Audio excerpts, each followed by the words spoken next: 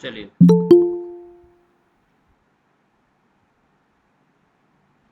तो सब बच्चों को स्क्रीन, ऑडियो सब कुछ अच्छे से क्लियर दिख रहा है ना? Yes sir. ओके बेटा, लेट्स स्टार्ट। आज हम लोग क्लास 11 शुरू कर रहे हैं।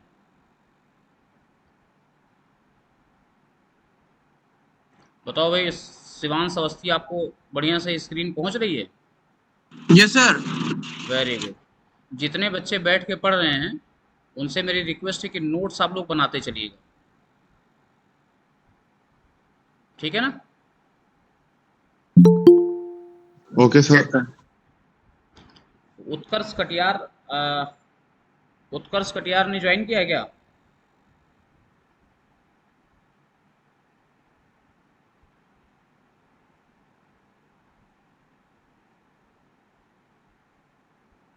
चलिए, तो बच्चों आज हमारा ये जो पहला चैप्टर है वो आप जानते हैं, पहली यूनिट का पहला चैप्टर, जिसको कि हम सेट्स के नाम से जानते हैं। हिंदी में इसको हम लोग समुच्चय कहते हैं। अब देखिए, हिंदी में तो आपको पढ़ना नहीं है, मालूम होना चाहिए। समुच्चय का सिंपल मतलब समझो समूह। समूह का मतलब कलेक्शन होता है, लेकिन ये सुपरिभाषित होनी चाहिए। और इसको हमने कल जो है आपके लिए एक डेफिनेशन हमने कल वैसे बता दिया था कि कोई पूछे कि डेफिनेशन क्या होता है तो क्या बोलोगे? अ well defined collection a well defined collection of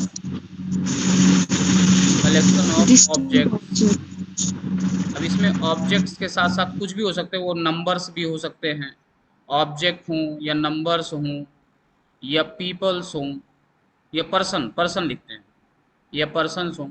तो कुल मिलाकर के ये वेल डिफाइंड होना चाहिए, जो कलेक्शन होना चाहिए वो वेल डिफाइंड होना चाहिए। तो आप हालांकि ये दोनों ना लिखिएगा, आप सिर्फ ये लिखिएगा a well defined collection of objects is known as set. बताइए, जितने बच्चे ज्वाइन किए हुए हैं सभी लोगों को सेट की डेफिनेशन समझ में आ गई है? yes sir ठीक है ना? जैसे कुछ एग्जाम्पल हम देखते हैं। आज आप देखेंगे, इसको करने के बाद ना पहली एक्सरसाइज बड़े आराम से कर ले जाएंगे। आज का टारगेट भी है कि हम लोग फर्स्ट एक्सरसाइज तक का कॉन्सेप्ट कवर कर लें। जैसे कहा जाए, एक पहला एग्जाम्पल है collection of all books. Collection of all books written by Munshi Premchand. अब बताइए, ये सेट है कि नहीं है? क्यों? है सर। हाँ, ये है सेट है। sir क्योंकि आप अब की बार जो ग्रुप बना रहे हैं उसकी एक कॉमन बात यह है, वो कॉमन बात यह है कि सारी की सारी किताबों के राइटर सेम हैं। यानी ये पूरा पूरा जो, अगर मान लीजिए हमने 50 किताबें रख दी, तो all 50 books has a well defined definition that the writer of these books is Munshi Premchand. तो बच्चों, ये आपका सेट हो जाए। जैसे दूसरा अगर हमने कहें, collection of collection of all cricketers of cricketers of Indian team. अब बताइए, ये सेट है कि नहीं है? आज तक जितने भी लोगों ने क्रिकेट खेला हो नेशनल लेवल पे, अगर उनके सभी के नाम लिख करके एक जगह एक बॉक्स में रख दिए जाए तो कलेक्शन बन जाएगा। तो बताइए, ये yes sir कलेक्शन है कि नहीं है? है यस सर। तो यानी ये आपका सेट है। तीसरा जैसे बोल दें, collection of collection of all boys of class 11 at K B माती एट के बी माती। यानी बॉयज क्लास 11 के जितने बॉयज हैं उनका एक ग्रुप बना दिया जाए। तो बताइए, ये सेट है या नहीं है? sir ये भी set है ये भी सेट है। नंबर 4, जैसे कहा जाए, collection of all natural numbers natural numbers less than less than 10। अब बताइए यहाँ पे लेस देन 10 जितने भी नेचुरल नंबर हैं उनका कलेक्शन एक सेट है कि नहीं है सर। है? यह भी एक सेट है, वेल डिफाइंड है, क्योंकि इसमें जितने भी मेंबर्स आएंगे वो सारे के सारे नेचुरल नंबर होंगे और उनकी खासियत होगी कि वो लेस देन 10 है। तो फिर कहाँ पे हम एक एग्जांपल ऐसा समझें जहाँ पे कहाँ पे हमको पता चले कि भैया ये वेल डिफाइंड नहीं है। जैसे ये कहा जाए कलेक्शन ऑफ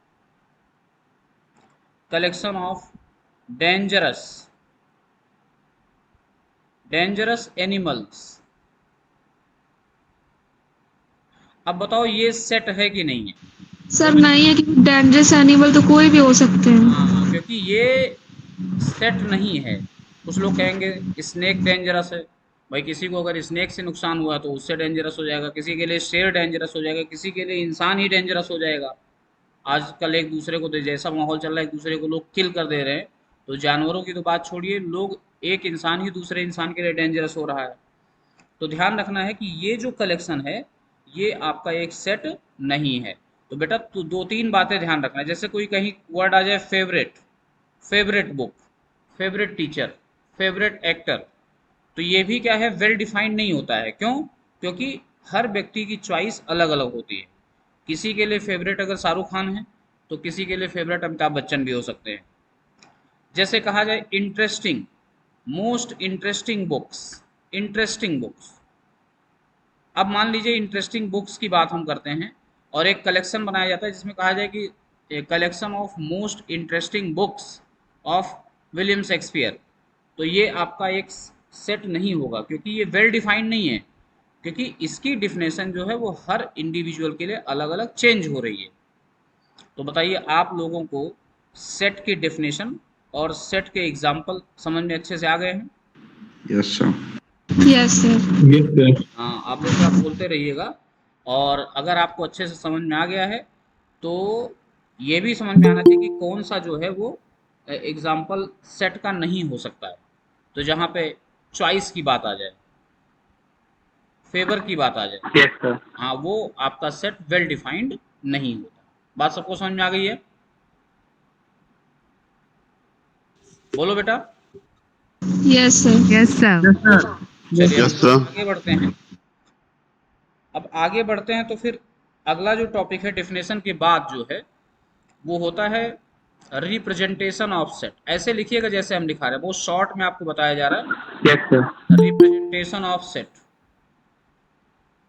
ऑफ, जो लोग भाई देर से ज्वाइन कर रहे हैं जरा उनको रिक्वेस्ट है कि थोड़ा समय का ध्यान रखा करें।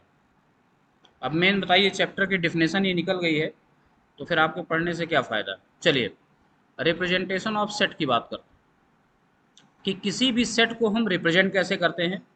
तो सबसे ज़रूरी बात यह है कि सेट को हम लोग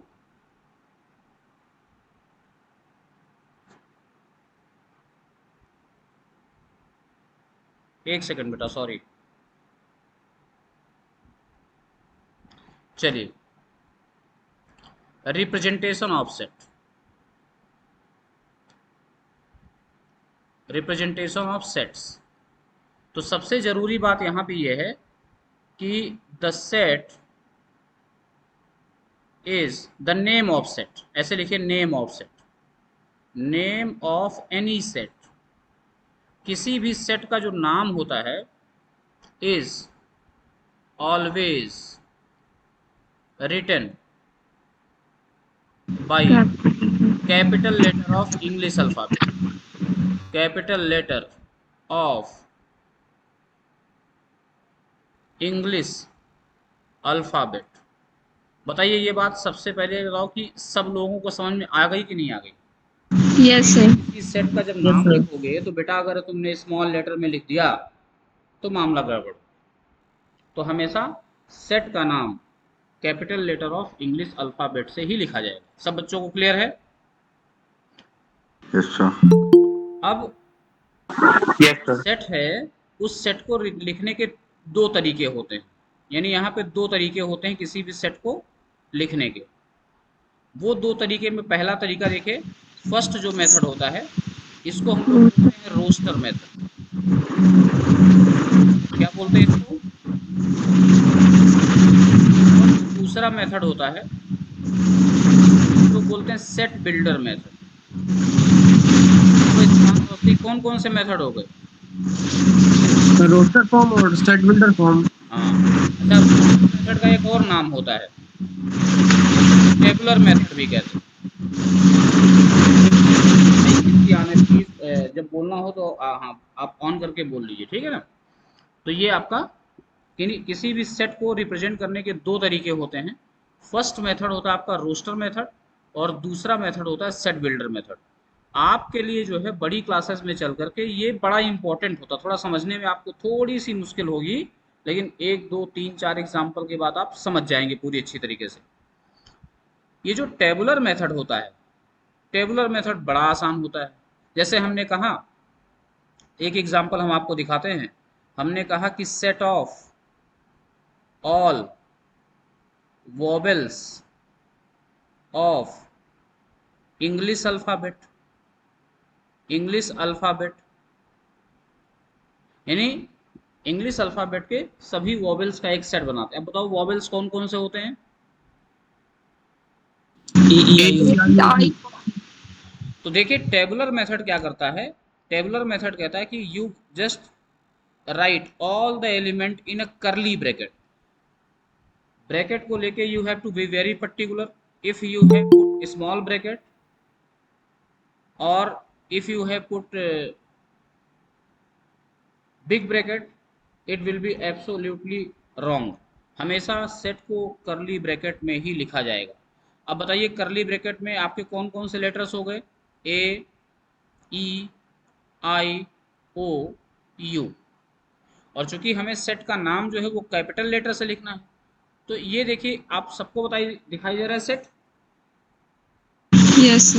तो क्या करना है कि अगर जो है, अगर सारे एलिमेंट को हम कॉमा लगा करके लिख दें, करली ब्रैकेट में बंद कर दें और कैपिटल लेटर में उसका नाम लिख दें, अगर कहीं सेट ऐसा लिखा हुआ है तो ये आपका रोस्टर फॉर्म कहलाता है। सब बच्चों को समझ में आ गया है? Yes sir. Yes sir. ठीक है ना। चलिए एक जरा रोस्टर फॉर्म हम दे रहे हैं, उसको लिख के दिखाइए। जैसे कहा जाए set of all integers between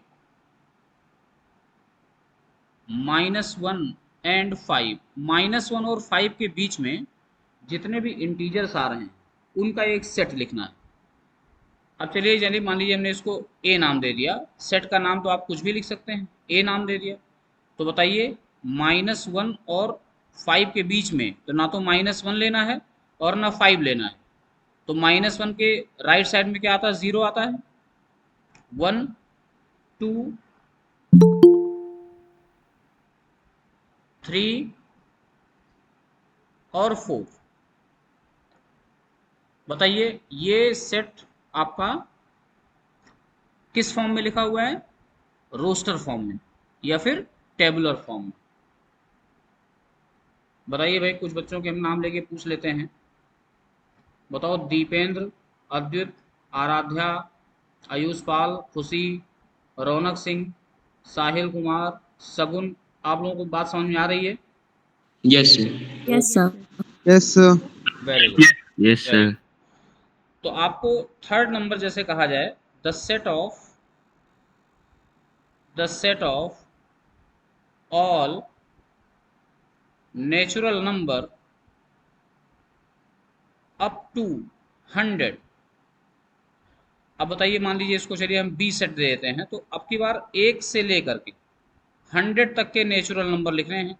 तो 1 2, अब कोई जरूरी नहीं कि आप पूरा भरो, ऐसे यूं डॉट लगा करके और आखिरी नंबर आप 100 लिख सकते हो। तो ये जो भी सेट आपके लिखे गए हैं फर्स्ट, सेकंड और थर्ड में, और जिस तरीके से लिखे गए, अभय शर्मा ने बिल्कुल सही कमेंट किया है, और जिस तरीके से लिखे गए हैं ये सारे के सारे सेट आपके रोस्टर फॉर्म में लिखे हैं या फिर सेट बिल्डर फॉर्म में लिखे, सॉरी, या फिर टेबुलर फॉर्म में लिखे हैं। कोई बच्चा एक लाइन में बताना चाहेगा कि रोस्टर फॉर्म में लिखने का क्या तरीका होता है?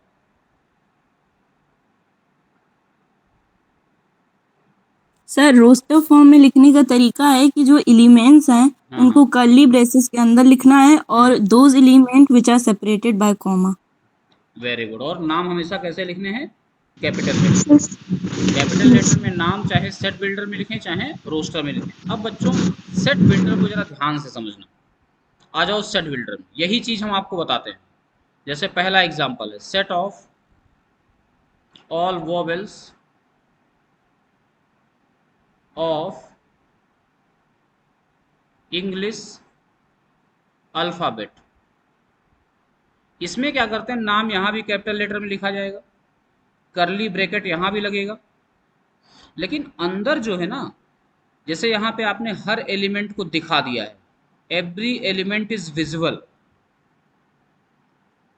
लेकिन ऐसे समझिए कि जैसे आपकी कॉन्स्टिट्यूएंसी है, समझिएगा ध्यान से, आपकी कॉन्स्टिट्यूएंसी में मान लो 5,000 वोटर हैं, उदाहरण के तौर पे छोटे से 5,000 वोटर हैं। तो अगर 5,000 व्यक्तियों को एक जगह खड़ा कर दिया जाए तो वो समझ लो जहाँ पे सारे 5,000 व्यक्ति दिखाई दे रहे हैं, तो वो समझ लीजिए कि आपका टेबुलर फॉर्म है। लेकिन अगर उन 5,000 व्यक्तियों ने किसी एक विधायक को चुन लिया है और विधायक अपनी बात करता है 5,000 लोगों के बिहाफ पे, तो समझ जाना कि वो सेट बिल्डर है। जैसे क्या है, यहाँ पे सारे एलिमेंट को हम सेपरेटली नहीं दिखाते हैं, एक कोई एलिमेंट ले लेते हैं, एक विधायक चुन लेते हैं, मान लेते हैं कि विधायक एक्स है। Here x is the element which is going to represent all the elements of set. Are you getting my point? Yes, sir. Yes, sir. And what you have to write, how we read it, x such that x is a vowel of English alphabet। तो ये जो बात लिखी गई है, देखिए यहाँ पे सारे अल्फाबेट को हम लोग अलग अलग करके लिख नहीं रहे हैं, सारे एलिमेंट को हम अलग अलग करके लिख नहीं रहे हैं, केवल एक एलिमेंट का सहारा लेकर के सभी के बारे में बताया जा रहा है।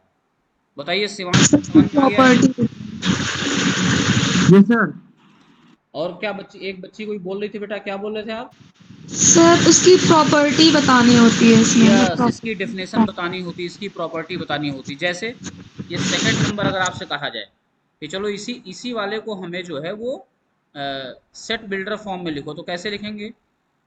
ए इज द सेट, जैसे हम पढ़ रहे हैं वैसे सुनना, A is the set of x such that x is an integer, x is an integer between -1 and 5। बताइए सबको समझ में आ गया है? Yes, sir. Yes, sir. Yes और सर। बेटा देखो इसी को हम ऐसे कह सकते हैं, ऐसे भी कह सकते हैं कि what is the set A, set A is the A is the set of such element x which are, यानी जहां पे x is an integer, x is an integer. और ऐसे लिख सकते हैं जहां पे एक्स जो है वो लाई कर रहा है -1 से लेकर के 5 के बीच में। बताइए दोनों बातें एक ही है ना? Yes, sir. अच्छा, स्क्रीन सब बच्चों को मिल रहा है ना बेटा? Yes, sir. तो देखो इसको ऐसे लिख सकते हो, ऐसे लिख सकते हो, दोनों ही सेट बिल्डर हैं। अब जरा थर्ड वाला कौन बच्चा बताएगा? चलो थर्ड वाला बताओ।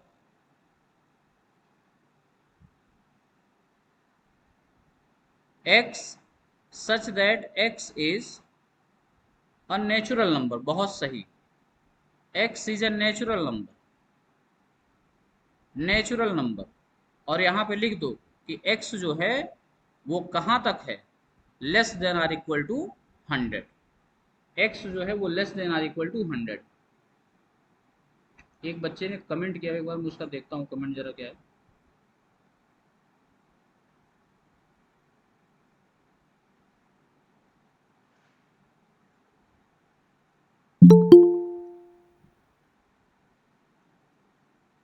Suryansh, x is a natural number where x is, बेटा यहाँ पे आप जीरो का जिक्र नहीं करेंगे तो चलेगा, ठीक है ना, क्योंकि x में कभी नेचुरल नंबर में कभी जीरो को हम लोग नहीं लेते हैं, तो आप सिंपल ऐसे लिख सकते हैं। और जैसे यहाँ पे आपने क्या लिखा है कि x इज लेस देन 100, तो लेस देन 100 का मतलब क्या हो गया कि फिर आप 100 नहीं ले रहे हैं।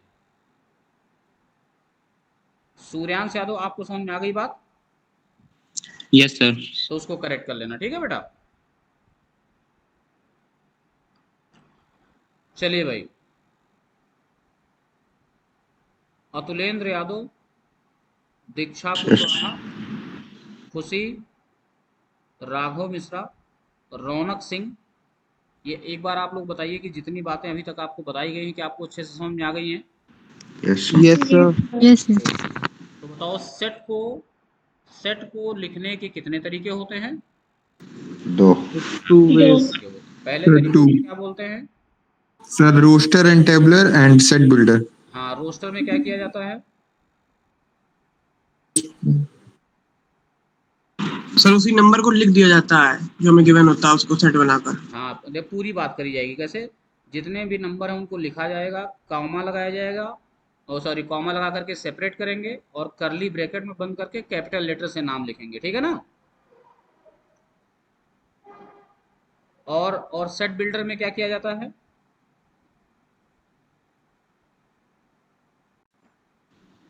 तो एलिमेंट्स की प्रॉपर्टी बताई जाती है। चलिए, अब बेटा एक छोटा सा आपको रिमार्क बताते हैं। देखिए, इस रिमार्क को आप जरा ध्यान से सुनिएगा, क्योंकि ऐसे क्वेश्चन आपको पहली एक्सरसाइज में देखने को मिलेंगे। जैसे मान लीजिए कि हमने एक आपको सेट दे दिया ए, और इसमें लिखा है 1 2 3 4 5 से लेकर के मान लीजिए 20 तक लिखा हुआ है, करेक्ट है ना? तो ये एक सेट हो गया फर्स्ट 20 नेचुरल नंबर्स का।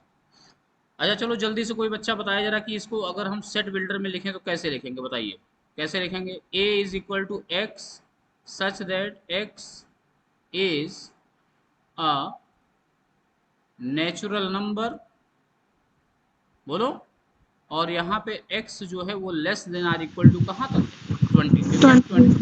20 को हम इंक्लूड कर रहे हैं। तो ये आपको अभी देखना, बहुत सारे जब एग्जाम्पल हम लोग करेंगे ना, तो बहुत सारे एग्जाम्पल्स में ये सब हम लोग फटाफट कर ले जाएंगे, लेकिन अभी जो मैं बता रहा हूँ उसको ध्यान से सुनना। बताइए, ये जो करली ब्रैकेट के अंदर लिखे गए हैं, ये जो अंदर लिखे गए इन सबको हम मेंबर्स कहते हैं, या तो मेंबर्स ऑफ सेट कहा जाता है, और मोस्ट कॉमनली यूज होता है एलिमेंट्स ऑफ सेट। बताइए एलिमेंट्स किसको कहते हैं? सबको समझ में आ गया है? Yes, sir. Yes, sir. Okay बेटा, तो जरा इसको देख करके बताओ। ये बात हम लिख सकते हैं ना देख करके कि 2 is an element of set ए। सही कह रहे हैं कि गलत कह रहे हैं? Yes, बताओ। sir. सही है सर। बिल्कुल सही है। तो क्या हर बार हम ये ऐसी इतनी बड़ी भाषा लिखेंगे? नहीं। फिर इसी को बेटा ऐसे लिखा जाता है, 2 बिलोंग्स टू सेट ए। ये जो सिंबल है ना एप्सिलॉन, इसको पढ़ते हैं बिलोंग्स टू। क्या पढ़ते हैं? Belongs belongs to. और ये डिनोट करता है is element of A, is element of. तो हम लोग क्या करेंगे? ये सिंबल का यूज करेंगे। इतनी बड़ी बात को लिखने से अच्छा है हम ऐसे लिख देंगे। बताओ, अगर ये लिख सकते हैं बेटा 5 is the element of A, या फिर इसको हम पढ़ते हैं 5 belongs to the set A. सबको समझ में आ रहा है? Yes, sir. Yes, sir. अच्छा ये बताओ 25 क्या एलिमेंट, क्या सेट ए का एलिमेंट है? No, sir. No, sir. 25 is not element of set A. तो फिर इसको कैसे लिखा जाएगा मालूम है? 25 not belongs to. Does not belong, does not belongs. ये जो सिंबल होता है, अगर इसको काट दिया जाए तो इसको बोलते हैं डज नॉट बिलोंग्स।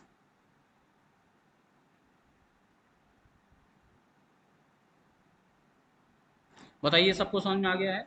तो कोई भी एलिमेंट किसी सेट का मेंबर है, यानी कोई भी एलिमेंट किसी सेट में है या नहीं है, उसको मैथमेटिकली आप किस सिंबल से रिप्रेजेंट करेंगे? क्या ये बात सभी बच्चों को क्लियर हो गई है? Yes Yes, sir. सबको समझ में आ गया है?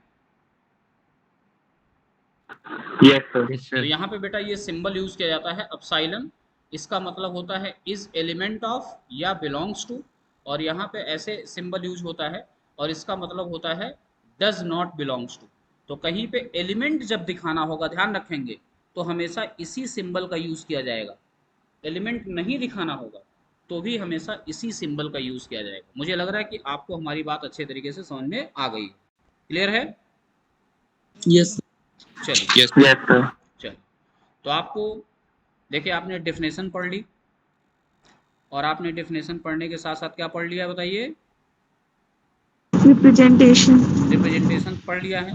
और कोई भी एलिमेंट, कोई भी सेट जो है वो, कोई भी एलिमेंट किसी सेट में है या नहीं है, इसको अगर हमें सिंबल के थ्रू लिख के दिखाना है तो कैसे लिखना है ये भी आपको समझ में आ गया।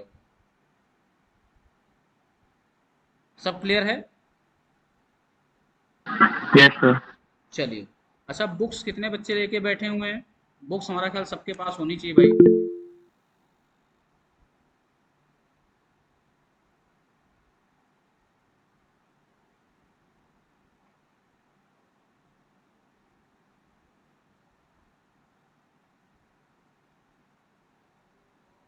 चलिए, सभी के पास है?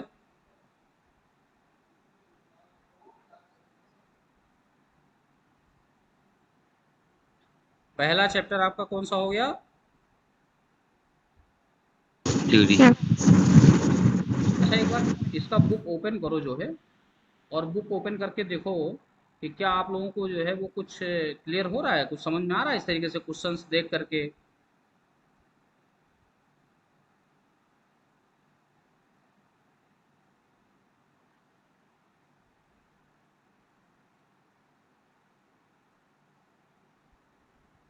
Yes sir. चलिए, पहला क्वेश्चन क्या है? पहला क्वेश्चन क्या है?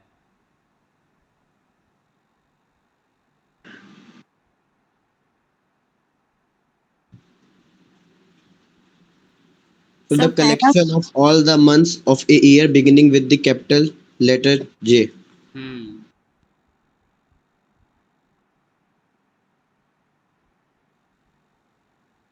तो बताइए वो सेट है कि नहीं है? है सर। Yes sir है। है सेट है। चलिए, बस एक सेकंड, हम आपको सीधे बुक ही ओपन कर दे रहे हैं। और बुक आपको देखे, जैसे ये फर्स्ट जो चैप्टर है आपका, फर्स्ट एक्सरसाइज है 1.1। तो let's discuss some question of exercise 1.1, और मुझे उम्मीद है कि आप इसमें से आज काफ़ी कुछ कर ले जाएंगे। जैसे पहला क्वेश्चन है कि which of the following is set, which of following are set. बताइए पहला एग्जाम्पल क्या दिया गया है? All month of the year, all month of year beginning with letter J. अब बताइए जे से शुरू होने वाले कौन कौन से मंथ हो जाएंगे आपके? जून जुलाई। जनवरी जनवरी और जुलाई। तो बताइए क्या ये सेट है कि नहीं है? यस सर है। Very yes good. सर है। बुक बेटा आप अपने सामने रखिएगा। सेकंड है the collection of 10 most talented. देखिए मोस्ट टैलेंटेड लिखा हुआ है। अब बताइए, कह रहा most talented writer of India. नहीं है। तो सेट नहीं है ये। क्यों नो नहीं सर है? नहीं होगा क्यों सर, नहीं? किसी क्योंकि हर इसके किसी के लिए, हिसाब से अलग अलग। हाँ सब बिल्कुल सही, वेरी गुड। आप सब अच्छे वेल से, डिफाइंड नहीं है। Very good very good. Third number कह रहा है a team of 11 best cricket. अब देखो यहाँ बेस्ट वर्ड लग गया, ये भी नहीं होगा। यह भी ये भी नहीं होगा सर। फोर्थ नंबर क्या है? फोर्थ नंबर कह रहा है the collection of all boys in your class. Sir ये होगा। सर ये होगा। ये सर होगा। ये सेट हो जाएगा। अगला कह रहा है the collection of all natural numbers less than 100। Sir होगा। वेरी यस सर होगा। The collection of novels written by Munshi Premchand. ये भी होगा sir. The collection of all even integers. Yes sir होगा। सर होगा। Very good. अगला लिखा है the collection of all questions in this chapter. तो ये भी आपका सेट होगा, क्योंकि Yes, sir. ये मालूम है कि ये सारे सारे। और देखो आखिरी लिखा हुआ कि the collection of most dangerous animals in the world. इसमें नहीं होगा, ये नहीं इसमें होता। नहीं होगा। ठीक। एक देखिए, एक बड़ी इंपॉर्टेंट बात लिखिए, ध्यान रखिएगा कि पहली बात, जैसे मान लीजिए कोई सेट ए लिखा हुआ है। अब अगर इसमें आपने लिख दिया ए ई आई बी सी ए, ऐसे लिख दिया, तो ये कभी सेट नहीं होता है। ध्यान रखेंगे, किसी भी सेट में कोई भी एलिमेंट बेटा रिपीट करके नहीं लिखा जा सकता। क्या याद रखोगे? सर रिपीट नहीं कर सकते हैं। हाँ, यानी इन इफ यू राइट ऐसे लिख सकते हैं, इन इन इन इन इन एनी सेट, है ना, in any set no element can be written, no element can be repeated. यानी किसी भी सेट में कोई भी एलिमेंट कभी भी रिपीट नहीं हो सकता। बात सबको समझ में आ गई है? Yes, sir. चलिए अब देखिए, मैंने अभी आपको एक चीज सिखाई है, वो बिलोंग्स टू वाला सिखाया है। जैसे इसी पर आधारित आपका क्वेश्चन नंबर 2 है। कह रहा है कि एक सेट हम आपको दे रहे हैं 1 2 3 4 5 और 6, और कह रहा है इनमें से आपको ये सिंबल लगाना है, या तो बिलोंग्स का लगाना है या फिर डज नॉट बिलोंग्स का लगाना है। अब कह रहा है फिल इन द ब्लैंक्स करो। तो कह रहा 5 और फिर ऐसे बीच में प्लेस खाली है और यहाँ पे सेट ए लिखा है। अब आप बताओ क्या करोगे? Belongs to. Sir five belongs to A. Belongs to, क्योंकि 5 हमारा सेट ए में है। सेकंड नंबर पे क्या लिखा हुआ है? कह रहा है 8, फिर यहाँ सेट Not belongs to. 8 नहीं है, Does not belongs तो to. Does sir not it belongs does not belongs to A. Not belongs to का सिंबल लगा देंगे। सभी बच्चों को क्लियर हो रहा है? Doesn't. Yes, sir. Yes sir. चलिए, ठीक है ना। अब जैसे एक अगला क्वेश्चन हम लोग देखते हैं, क्वेश्चन नंबर 3। ये बड़ा इंपॉर्टेंट, ध्यान रखिएगा। कह रहा write the following set, write the following set in roster form. इसको रोस्टर फॉर्म में लिखना है, और ध्यान से देखिएगा एक एक। पहले रोस्टर चलते हैं, फिर रोस्टर से सेट बिल्डर में चलेंगे। जैसे फर्स्ट क्वेश्चन लिखा हुआ है, first question, set A is the element of x such that x is integer and x is greater than or equal to -3 but less than 7। इसका मतलब क्या हुआ बेटा? कि आपको इंटीजर्स का एक ऐसा सेट लिखना है जिसमें -3 से एलिमेंट शुरू होंगे लेकिन 7 से कम रहेंगे। तो बताइए कौन बच्चा इसको रोस्टर में लिख सकता है? कौन बच्चा लिख सकता है? बताओ क्या क्या लिखा जाएगा, बोलो। पहले -3 आएगा, -2 आएगा, -1, 0, 1, 2, 3, 4, 5 और 6। 7 को क्यों नहीं लिया गया है? सर क्योंकि लेस देन 7। Very good. तो बताइए, ये आपने फर्स्ट क्वेश्चन कर लिया। सेकंड क्वेश्चन देखिए, कह रहा B is the set such that x is a natural number, is a natural number less than 6,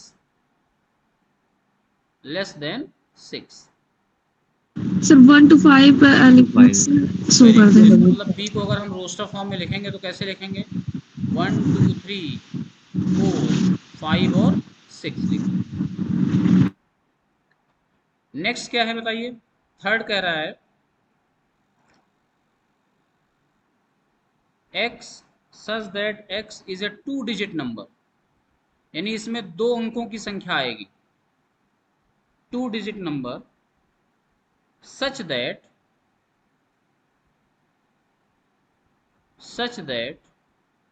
the sum of its digit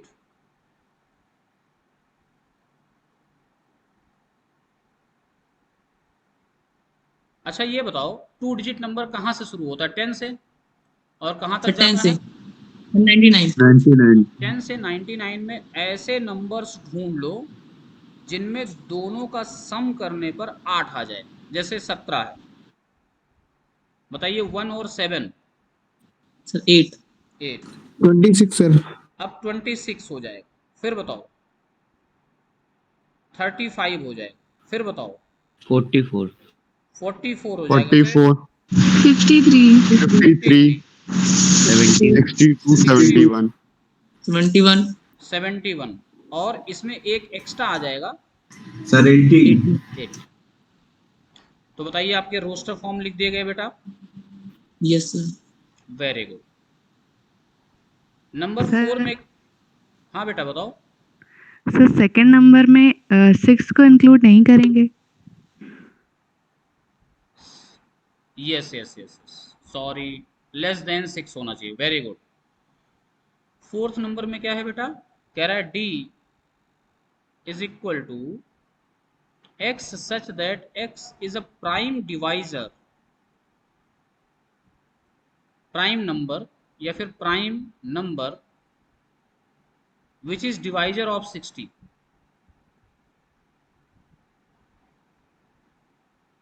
divisor of 60, बताओ 60 को कट करने वाले कौन कौन से प्राइम नंबर हैं? सर 2, और बताओ। 3, 3, सर 2 3 5 2 3 और 5, और कोई है जो कट कर सकता है? 6। बेटा 6 सर लेकिन वो प्राइम नहीं है। 6 प्राइम नंबर नहीं है, ठीक है ना। Yes, sir. चलिए अब एक क्वेश्चन आपको बस ये लास्ट वाला बताते हैं, फिर आप लोग क्लास का चूंकि टाइम हो गया है। ई नंबर में क्या लिखा हुआ है, कह रहा the set of all letters of word trigonometry, TRIGONOMETRY। बेटा चलिए बताइए, ई नाम के सेट में अब की बार ट्रिग्नोमेट्री वर्ड में जो लेटर्स आए हैं उनका सेट लिखना है। तो आपको बस एक ही बात ध्यान रखना है कि कोई भी लेटर रिपीट नहीं होना चाहिए। जैसे टी है, देखो टी 2 बार आया है, लेकिन आपको लिखना यहाँ पे 1 बार है। फिर आर है, आर भी आपका 2 बार आया है, लिखना 1 बार है। फिर आई है, फिर बोलो क्या है, जी है, फिर O, ओ है, फिर N, एन है, फिर M, और बेटा और फिर And why? तो ये सेट हो गया इसका, यानी जो लिखा हुआ था उधर रोस्टर में उसी को हमने लिख दिया है सेट बिल्डर फॉर्म में। सभी बच्चों को क्लियर हो सर गया है? सर ई भी होगा सर। हाँ, एक E ई मिस बच हो गया, गया। ई को हम लोग यहाँ लिख देते हैं। चलो थोड़ा ब्रैकेट बढ़ा लीजिएगा आप लोग, ई यहाँ लिख देते हैं। तो वाई के बाद आपका ई आ गया। तो बताइए, ये क्वेश्चन नंबर 3 तक तो हमने करा दिया है। रेस्ट ऑफ द क्वेश्चन आप लोग ट्राई करिएगा, ठीक है ना। और बाकी जो नहीं आएगा तो हम लोग पहले कल क्वेश्चन चर्चा करेंगे, फिर उसके बाद आगे बढ़ेंगे, ठीक है ना। कितने बच्चों को ये बात बड़ी अच्छी तरीके से समझ में आ गई आज जो पढ़ाया गया है?